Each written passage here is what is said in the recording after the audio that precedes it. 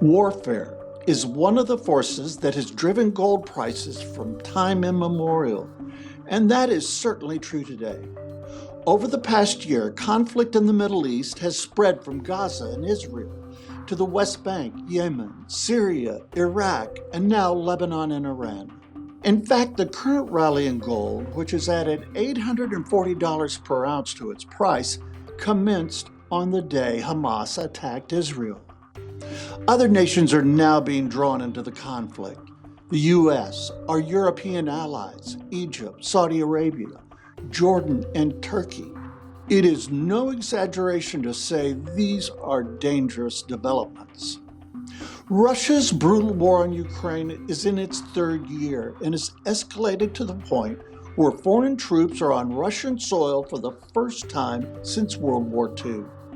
Putin is rattling his nuclear saber again, and nations on Russia's western border and in the Arctic are preparing to defend themselves. Turning to Asia, Chinese President Xi has ordered his military to be prepared to invade Taiwan by 2027.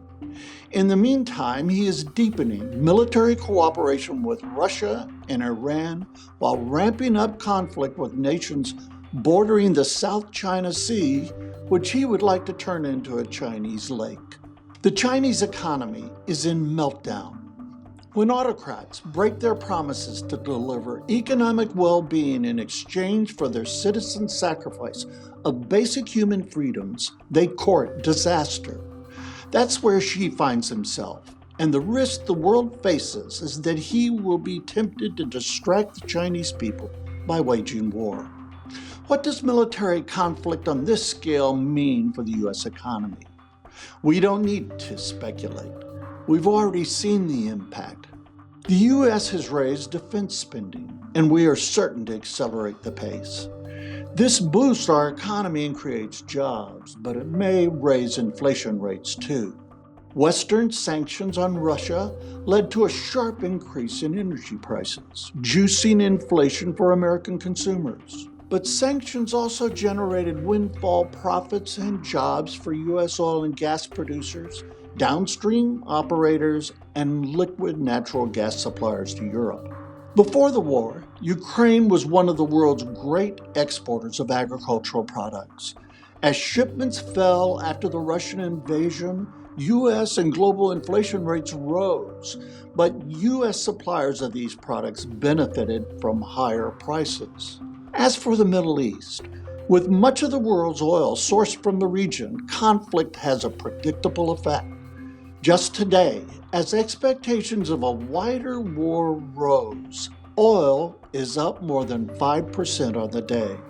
Attacks on shipping launched from Yemen are disrupting transportation through one of the critical maritime lanes in the world. As a result, container ships and oil tankers are being diverted, delaying deliveries and rising costs. There can be no doubt inflation would be lower today, but for the wars in the Middle East and Ukraine. Turning to Asia, while tensions with China have not yet turned into conflict, they are having a profound effect on the U.S. economy. We are onshoring production of many manufactured and strategic commodities that were previously imported from China. This raises costs but creates American jobs and protects our national security. So in short, the impact of these conflicts is complex, except for when it comes to gold. You can look back over the last year and see the proof.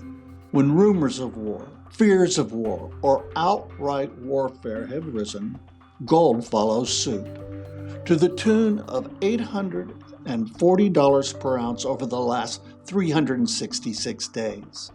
And I expect this rally to continue.